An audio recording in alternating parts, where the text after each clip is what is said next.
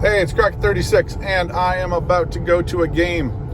Right over this hill is another long valley, and over that valley is a house. And in that house is a game of Global 1942. So that's where I'm about to go to. Pretty exciting. We have a zero bid. I hear from Gen Con that the Axis get the bid, $5 to $8. I have a hard time believing that, but hey, I haven't played this.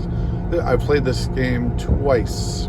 Once a start, and the other a finish and a defeat. So we're going to see. It was the Axis who won. This is Allied headquarters, and I like to beat dead horses. And sometimes the game is slanted toward the Axis. And if you want the W, you'll be smart and play the Axis, so you can get the W. But of course, you know, they're the bad guys. So I do this for reenacting history, immersive history experiences, recreating history, remembering history. So I'm stuck. I'm stuck with the good guys. I'm stuck with the Axis allies, and I'm stuck with sometimes a bad opening or a bad position. And so my big question will be today, if this guy is super aggressive, he's going to attack my have the Battle of Coral Seas, Pearl Harbor, and possibly an attack on the Indian Ocean. And what should we do? And of course, in 42, the Russians are poised to attack 5 different areas. So what will Russia do? All right, that's my opener, and I am arriving. All right, God be praised for getting me here. And we're about to start the good game. Bye. All right, Crockett36, here we are. It's Mike, right? Yeah. And Josh and Carnivale, who was in 42 online. It's called Zora. Zestora. Zestora, German for destroyer. And we're in the first time. Russia just went and had some good luck in 2 battles and bad luck in 1 battle. Position forward, cab forward design. So pushing those troops on the front line. And now the Japanese look like they are pushing hard into China. Crockett36, turn 1. About to take my American turn shortly. All right, Crockett36. I had an opportunity to take out 2 transports and a destroyer, and that made me bring my entire fleet up close to the Bering Strait ball buster. So lots of planes over here in Soviet Far East, projecting power over Sea Zone 6. 2 subs will be convoying no matter what he does, and then some subs, planes right here. Full Pacific build. And then over here, I've moved the stuff from Solomon down to Australia. So he is poised for India, I think. It looks to me like. No, staying right that there. is powerful. Unless where would you like Factory it to here. Most guys. Factory here. Naval base here, you can go anywhere. So it's All right, Yeah, no, that's just the staying Pacific for one side. turn. All right, Crockett36 showing you what Germany did turn 1. Big med build here, as well as the planes, trying to project some power over the North Sea and the Atlantic. And then, whoa, East Poland. But East Poland without too much air support too. So it is a fight on the Eastern Front. Look at this. Still got a transport sitting there. Just quiet by itself. Whoa, whoa, whoa. All right, that is Germany turn 1. Oh, he did take out a battleship in 119 as well. And the U.S. was able to take out 2 subs in 107. All right, guys, this is Crockett36, and the game is actually over. We had a member that needed to get back home to the home front. So this is turn. Is it just turn 2? No, it's turn 2 or turn 3. I think it's turn 2. It's turn 2, right? Turn 2. Yeah, it's just turn 2. It's 6 o'clock, 6:30, and these fighters stayed put.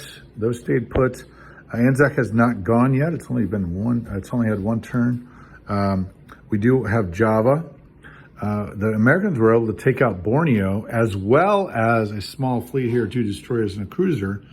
And he needed to use all of his kamikazes because there was a huge battle in Sea Zone 6. And he did actually wipe out one of my battleship. I do have a nice subfleet there and auxiliary subfleet there to shut down production and also to start convoying and projecting power with those fighters after destroying a sizable Japanese fleet. He does have these and this one destroyer on the board to counter all those subs. And then he is posted up to fight a battle for Calcutta. I was pushing for actually an attack on Burma, which I think would have been close because he has no reserves here. Maybe 4 reserves, but maybe not. He probably would have tried to use those in the battle.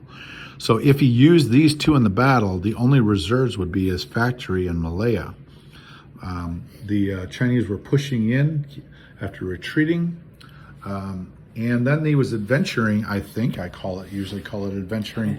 And if any time Germany does not go directly for the heart, for the throat, I call that adventuring. And he was doing a little adventuring. He did take a swipe at Egypt. This is in the middle of the combat moves for the British. Now, I've done a sub-Saharan support strategy, and this is only turn 2 of 1942. And this is the massive, I think, amount of American troops there and also some British fighters, a French fighter, that are amassing to counter the strike on Egypt. He did take over Transjordan, and I thought he was going to stack it, which I thought would have been a really good move. 2 transports plus about 10 or 9 fighters would have taken it from 2 to 13, 15 units, and then 4 more, actually 4, 5, 6, 7 more after that of Italians. So I thought Transjordan would have been the way to go. Here we own that. And I did buy 4 bombers. I did so well in the Pacific, I thought I'll send those 4 bombers to sub-Saharan Africa and then be able to wipe out that fleet, or at least be able to make him do what I love most, which is build Navy. Love the Kriegsmarine. Got a fighter up there. Now, you're asking, well, what's going on in the Eastern Front? And the answer is, I don't think there's a lot going on. He certainly doesn't have a good, what I would consider a really overwhelming ground game on the Eastern Front. The Russians, I told Carnevale a minute ago that when Germans build Navy, Russians should be on the line, should move forward. Love the Kriegsmarine. So there's the Russians holding Leningrad, Stalingrad, Moscow, Ukraine, and a minor push, really quite a minor push.